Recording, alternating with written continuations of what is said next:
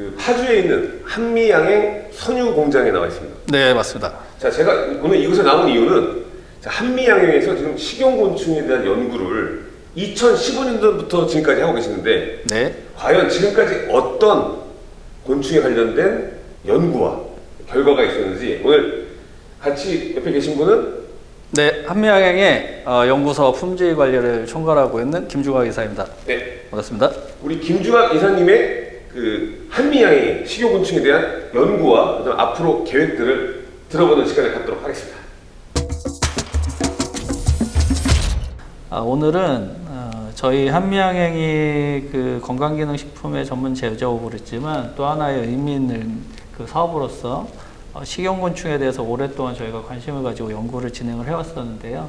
그러한 부분들을 오늘 좀 간략하게 소개를 좀 드리고자 합니다. 여러분들 아마도 그 식량안보라는 말들을 이제 많이 들어보셨을 것이고, 우리가 뭐 미래에 그 멀지 않은 미래에는 굉장히 식량에 대한 자급에 대한 그 위협이 있고 눈앞에 닥친 현실이라는 얘기를 많이 들어보셨을 겁니다. 실제로 식량안보라고 얘기하는 식량 자급에 대한 문제들은 뭐 이산화탄소에 대한 그 온실 효과와 그 여러분들이 이제 알고 계시는 그런 어떤 그 경작지의 감소, 농업 인구의 감소, 거기에 편승해서 오히려 이제 그 식량을 소비해야 되는 인구들은 지속적으로 증가를 하고 있다라는 전 세계적인 이제 사회적인 문제로 인해서 나타나게 된 단어입니다. 최근에 이제 그런 식량에 대한 대체에 대한 연구들을 굉장히 많이 진행을 하고 있고, 그 어떤 대체 식량에 대한 얘기를 많이 들어보셨을 거예요. 이제 우리가 뭐 대체 식량이라고 하면 당연히 영양소를 얻기 위해서 이제 저희가 어떤 영양소를 얻을 것인지, 어떻게 대체를 할 것인지를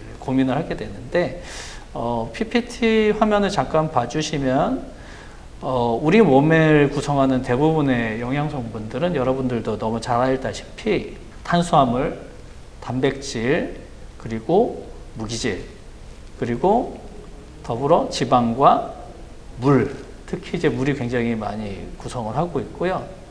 우리 몸을 대부분 차지하고 있는 물을 제외한 가장 중요한 그 영양소 중에 하나가 단백질입니다. 단백질은 우리 몸을 구성하는 그 구성 요소가 될 뿐 아니라 눈에 보이지 않는 단백질의 어떤 인자들은 뭐 성장 호르몬을 구성하기도 하고요. 그리고 또는 어떤 면역이라든지 뭐 여러 가지 우리 이제 면역이나 생명 연장 활동을 하기 위한 없어서는 안 되는 아주 중요한 우리 몸의 대부분을 영양소 중에 대부분을 차지하는 아주 중요한 영양소입니다. 그렇기 때문에 대부분의 이제 이런 영양에 대한 연구가 단백질에 대한 관심과 이런 단백질을 어떻게 대체할 것인지에 대해서 저희가 고민을 많이 하고 있습니다.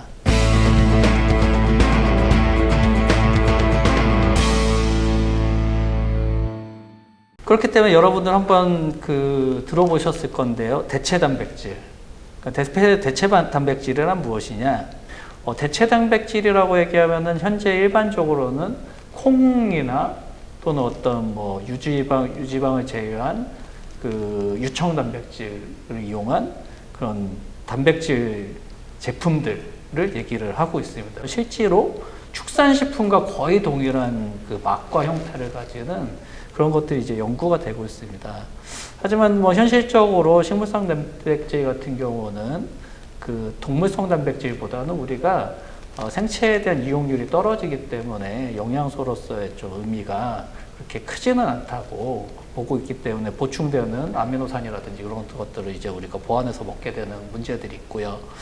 배양육이라고 하는 거는 생명공학으로 이제 탄생한 실제로 동물 세포를 채취해서 가축이 아닌 그 생체 외에서 조직으로 만드는 그 굉장히 진보된 기술입니다. 하지만 아직까지 현재 기술적으로 가능은 하지만 상용화하기에는 기술적으로 시간이 너무 많이 남았다고 보고 있고 비용적인 문제도 있기 때문에 아직 조금 더 먼 길을 가야 되는 수준입니다.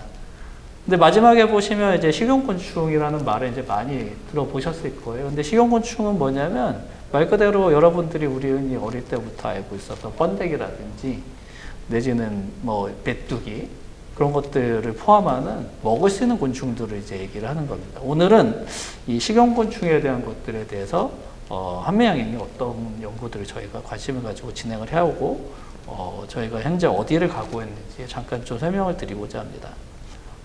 식용곤충은 저희가 먹을 수 있는 곤충이라고 말씀을 드렸습니다. 먹을 수 있는 곤충이라는 것은 저희가 뭐 집에서 또 흔히 보실 수 있는 곤충이나 뭐 들에서 보실 수 있는 곤충을 잡아서 먹는다는 의미가 아니고요. 저희가 식품 공전이라는 먹을 수 있도록 그 음식물들, 원료들을 수제한 국내 이제 법규상에 정해져 있는 그 원료에 대한 공전들이 있습니다.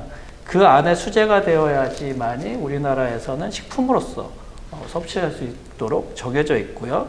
현재까지 허가가 되어 있는 곤충들은 보시는 것 같이 벼메뚜기, 백강잠, 누에번데기 이것들은 우리가 과거부터 이미 오랫동안 먹어왔던 원료이기 때문에 허가가 되어 있고요. 갈색거저리 유충, 미롬이라고 하죠. 우리 그 이명으로는 고소해라고도 합니다. 그리고 흰점박이 꽃무지 유충, 여러분은 흔히 알고 계시는 군뱅이 그런 것들을 이제 얘기를 하는 거고요. 비슷한 형태로서 장수풍뎅이 유충이 있고 쌍별귀뚜라미도 허가가 되어 있습니다. 그리고 최근에 이제 그 새로 추가된 것들이 아메리카 왕거저리 유충, 이거는 이제 그 일반 미럼보다 훨씬 크기가 큰 개체고요. 숯벌번데기, 이것은 벌을 이제 부화시키기 전에 수펄로서 이제 전환을 시켜서 실질적으로 아무 일을 하지 못하는 그 벌을 저희가 이제 식용할 수 있도록 원료로서 이제 허가를 해주고 있는 부분이고요. 그 풀무치가 이제 최근 21년도에 새롭게 또 추가가 됐는데 이것은 메뚜기보다 훨씬 개체가 크고 생육이 빠르기 때문에 이것도 식품으로서 가치가 높다고 인정이 돼서 허가가 됐습니다. 그래서 현재 보시는 것 같이 우리나라에서는 총 10가지 곤충에 대해서 식품으로서 사용이 허가가 되어 있습니다. 곤충의 가치에 대해서 그 영양학적으로 잠깐 설명을 드리면, 일단 곤충은 그 보시는 것과 같이 그 탄수화물, 단백질, 지방에 대한 비율들이 동물성과 거의 비슷할 정도로 높고요. 특히 단백질의 함량이 매우 높은 걸 알 수 있습니다. 기존에 여러분들이 이제 섭취하고 있는 그 육류 같은 경우는 지방의 함량이 상대적으로 높기 때문에 단백질 비율은 물론 높지만 상대적으로 단백질의 함량이 낮아지게 되는데요. 재밌는 거는 곤충 같은 경우는 지방의 함량이 그렇게 높지가 않고 그리고 수분 함량도 높지가 않기 때문에 구성하는 대부분이 단백질이 굉장히 높습니다. 그렇기 때문에 특히 단백질로서의 이제 이용 가치가 매우 높은 걸로 여겨지고 그런 부분들에 대한 이제 연구들이 많이 진행이 되고 있습니다. 여러분들 이제 동물성 지방 하면은 많이 생각하는 부분들이 우리 이제 그 심혈관 질환의 원인이 되는 포화지방산을 이제 들 수 있는데, 식용곤충의 또 한 가지 장점은 뭐냐면 보시는 것 같이 포화지방산 함량은 매우 낮고 불포화지방산의 함량이 굉장히 높은 걸 알 수가 있습니다. 그렇기 때문에 이런 것들은 우리가 일반인뿐이 아니라 노약자나 그 어떤 그 건강에 좀 안 좋으신 분들도 안전하게 선택할 수 있고 이제 그럴 수 있는 그 영양소의 근본이라고 볼 수 있습니다. 우리가 보통 소나 돼지나 닭을 사육할 때 소에 대해서 곤충을 사육하는 데는 사료에 대한 효율이 9배나 더 높은 걸 저희가 알 수 있고요. 그리고 물 소비량은 무려 이제 10배 이상 더 식용곤충이 낮은 걸 알 수 있습니다. 그리고 저희가 소를 키우는 면적 대비 곤충을 키우는 면적을 비교해 보시는 것 같이 저희가 엄청난 차이, 그 많은 그 면적을 필요하는 동물들에 대해서도 굉장히 어떤 경작지에 대한 효율성도 굉장히 높다고 볼 수 있고요. 소나 돼지나 닭 같은 경우들은 실질적으로 이제 그 분변이나 이런 것도 문제가 되지만 실질적으로 그 생산되고 사용되고 난 고기 외에 버려지게 되는 뼈라든지 그런 여러 가지 부산물에 대한 이제 문제가 있는데, 식용곤충 같은 경우는 거의 폐기되는 부분들이 이제 없다고 볼 수 있습니다. 그렇기 때문에 폐기율에 대한 그 부분들도 굉장히 이제 가치가 높다고 볼 수 있고요. 환경적인 부분들을 이제 종합해서 보면은 그 이산화탄소 배출량으로 비교해 보자면 소에 대해서 식용곤충, 특히 귀뚜라미 같은 경우는 무려 이제 2,800배나 배출량이 적고, 많은 그 국가와 연구자들이 이런 식용곤충의 가치에 대해서 관심을 기울이고 있는 것이고요.